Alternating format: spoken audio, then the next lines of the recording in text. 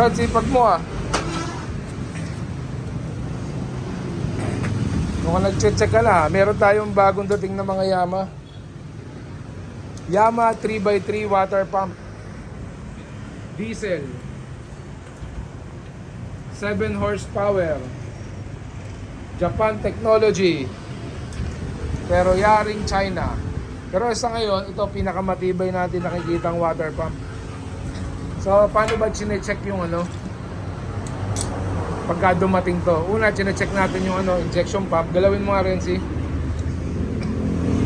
Ayan. Kailangan gumagalaw yung nasa ilalim.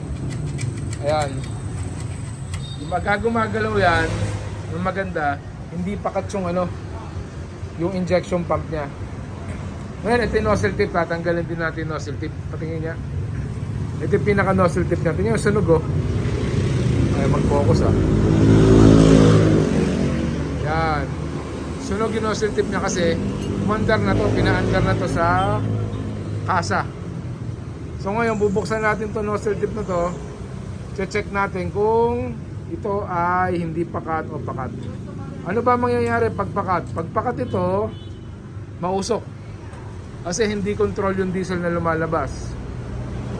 O ayaw magalit, nakasarado yung nozzle tip. Ngayon, pag hindi naman pakat, maganda siyang umandar. So, tingnan natin kung pakat o hindi. Magbukas nga ng isa. Okay guys, ayun nga, nakita na natin yung nozzle tip.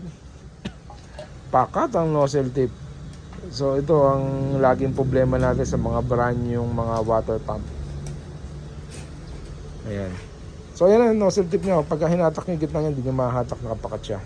So ito kasi tinetesting talaga sa mga kumpanya bago ilabas. So pag testing nila, hindi nila tinitingnan yung nozzle tip kung nakapakat o sa pagkaka-stock ng matagal nangyayari talaga to. So normal na lang to sa mga water pump na mga bago.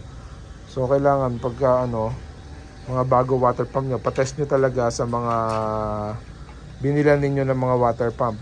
Huwag nyo kukunin na nakabox. Kasi pagka napakatang kayo at di marunong magtanggal, naputol nyo yung titi na yan, mahal din yan. May presyo din po ang ganyan. So ito yung nozzle tip na pang 5 horsepower, 7 horsepower, 8 horsepower, tsaka 10 horsepower ng mga water pump.